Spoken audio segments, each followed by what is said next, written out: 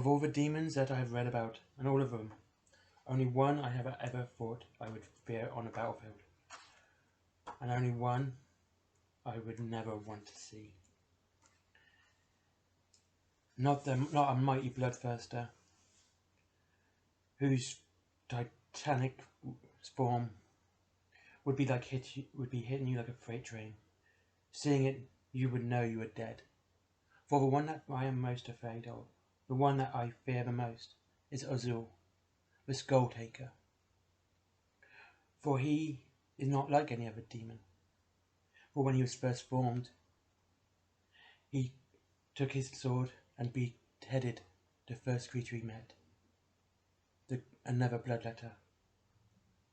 So began his entire raison d'etre, his reason of being,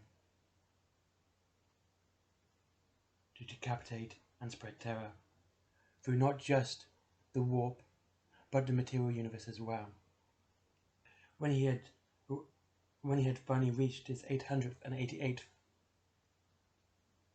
skull, the champion was chosen by Khorne, chosen to enter the Skull Pit, a proving ground of all of Khorne's bloodletter champions. See, once within that grounds, no other bloodletter stood a chance. He decapitated every single opponent. Not one of them laid a blow on him. And thus Khorne anointed him as both a herald and the sacred executioner. But he also bestowed the singular title of SKULLTAKER.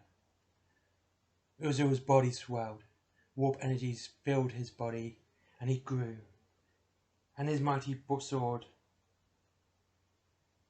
also grew with him, and thus was named the Slayer's Sword since. Since his ascension, this demonic champion has carved a bloody path through every battlefield.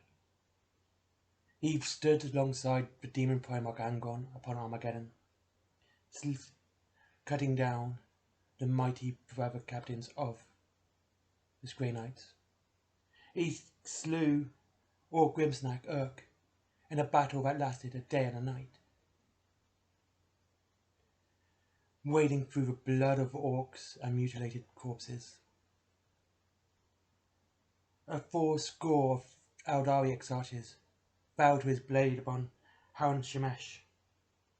Even their prodigious skill and experience of fighting the mightiest creatures could not hope to compare to that of the SKULLTAKER.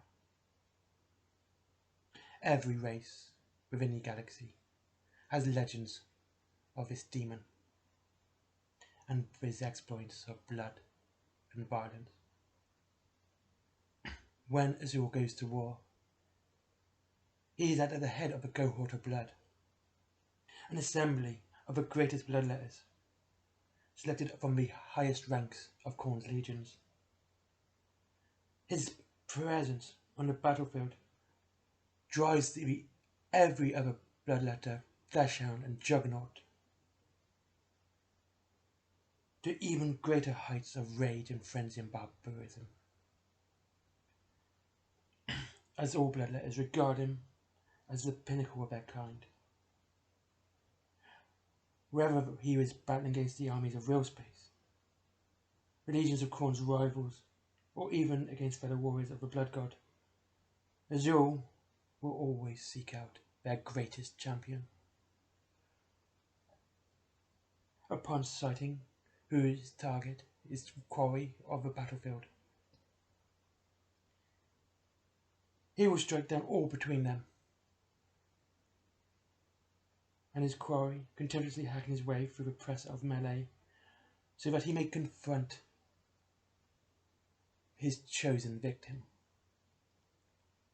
and offer them a duel and the rights of combat. Should you choose to flee this duel, you will just be beheaded without a blink, without a thought. You will be nothing. but those brave, or in some circles, make me consider it stupid to accept the champion Khorne's fellow challenge, suffer worse fate. For the SKULLTAKER is a duelist, unlike every other bloodletter, who just goes into battle with berserk rage. Azul is martial. He is well disciplined within his swordplay. He knows how to fight. He will then weave his sword in arcs and patterns, dismembering every single limb from his opponent. And only until the limbless torso is lying on the ground bleeding does he give them the mercy of his death. He grasps their heads in his hand, and then he utters the 8 words of sacrifice. And then he will burn the flesh off the skull. Then, and only then, does the head come loose. For he does not use his sword to decapitate the enemy. He will use his bare, brute strength to remove the skull after it is nothing but bare bone. After being burnt with the flesh from it, he will then remove that once mighty hero's head. And then Azul will place the skull upon his rack, upon a great sack, I should say, that he carries on his back, alongside the other skull trophies taken in that battle. He will then challenge someone else, and thus the cycle would begin anew, until no one else demands his attention. And then, when he finally returns to Brass Citadel, SKULLTAKER presents his trophies to Khorne. Most Khorne will take for himself. They are impaled upon the brass gates, and adorn his keep. Those belong to warriors that offered their killer a challenge, or somewhat of a challenge. Khorne allows, though begrudgingly, Azul to keep. And then he will weave his skull upon his back cloak and wear it there into battle. For he has only one goal: to take more heads for the god of war, Khorne. And thank you for watching. I hope you like the new way where I didn't read straight from a codex. I basically took what was in the codex and read it out. Well, not I didn't read, and say it has a more different take and same sort of thing. I hope you like the new style. I might actually keep that up. Okay, enjoyed doing that. If you did, of course, leave a like and a comment. If you didn't, don't leave a like, but still comment and say what you did like, or didn't like, or why you didn't like it. Anyway, of course, and subscribe as always, and I hope you all have a good day and enjoy the hobby.